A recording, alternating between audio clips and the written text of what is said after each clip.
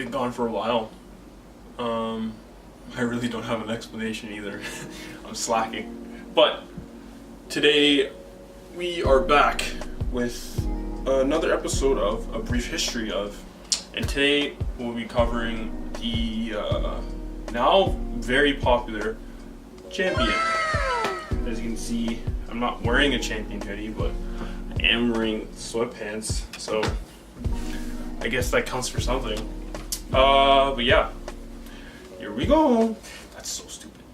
That's cringy, John. Champion was established in 1919 by the Feinblum brothers in Rochester, New York. At the start of the Champion, I guess you could say legacy. I'll just say legacy because it's pretty popular and it's pretty old. To start, they sold sports gear and like apparel around the Michigan area, and most specifically the first client they had was the Michigan Wolverines, which is a football team. They also started selling their brand in like the wider Michigan area to other universities and colleges. Champion was changed to Champion Knitting Mills Inc., and they started selling sweatshirts, t-shirts, anything sports related that you could think of.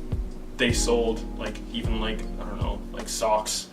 They sold it all basically. During that same time, around the 1930s, the US military also used Champion products in their physical exercises and like training situations. They outfitted excuse me, they outfitted their trainees with like all Champion gear around the 1930s, so I thought that was pretty interesting. Around this time, the first Champion hoodies were made, and they were mostly used for like team warm-ups and for the football players on the side that I guess were cold, so they had to wear something to warm up. It's like the Champion hoodie was like the low tier, like huge jacket sweater that you see in the NFL now.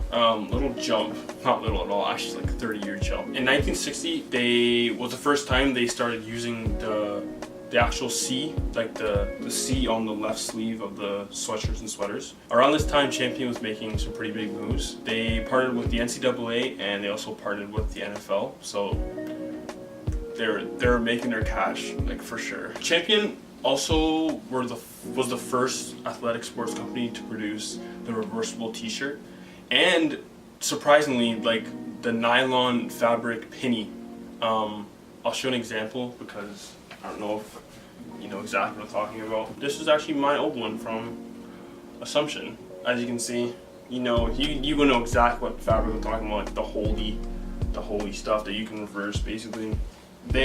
Champion was actually the first people to make it, so that's also another fun fact. In 1970, Champion first started its like journey into streetwear. The Champion hoodie got popular among street culture and fashion. Champion kind of made that jump into the fashion industry around that time, but they were still mainly a sports focused company. And during the 90s, Champion actually became the official outfitter of like the NBA and all like NBA merchandise products. So the jerseys, the shorts, pretty sure like the headbands, the socks, maybe not the socks, they might have had NBA socks. The jerseys for sure had the Champion logo all over them. Champion basically was running most of the NBA sportswear at the time. The USA team from the Barcelona Olympics, they actually outfitted them with the jerseys there, which I'm pretty sure they'll just go for a pretty good amount. Maybe not like the real ones, but like I guess like editions of that jersey, I think,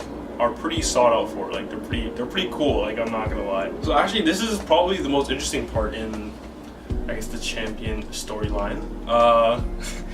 During the, I guess say maybe the early 2000s, maybe late 2000s, Champion hit a pretty hard decline.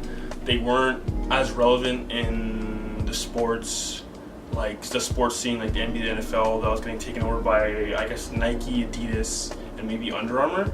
So they kind of fell into a bit of decline. And during this time, you could actually get Champion at like Walmart or Zellers. Like you get Champion socks, t-shirts, hoodies, and they went for like $10. Like it was $10 for a hoodie. You could get like Champion basketball shorts, and it was a Walmart brand. Like in all honesty, it was not high end at all, which is interesting.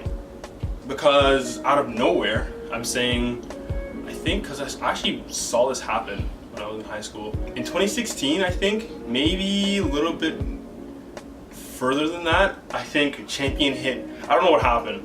I'm not sure. I could barely find anything on what actually happened, but Champion just shot up in popularity out of nowhere. All of a sudden, I think it probably had a huge celebrity influence. I'm sure it did. But out of nowhere, the Champion shot up, and you couldn't find it in a Walmart anymore.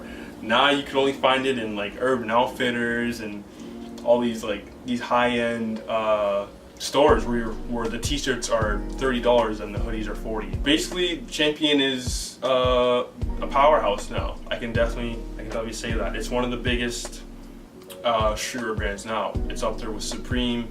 It's up there with Bathing Ape. Can't even think of any other ones right now. But let's just say it's pretty popular.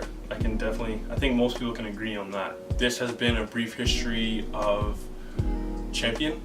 I hope you enjoyed. I will try my hardest to not have another gap like this. I don't really know what happened. I kind of forgot about my YouTube channel, I guess, but that won't happen again. Be sure to like and subscribe and share. I would very much appreciate it.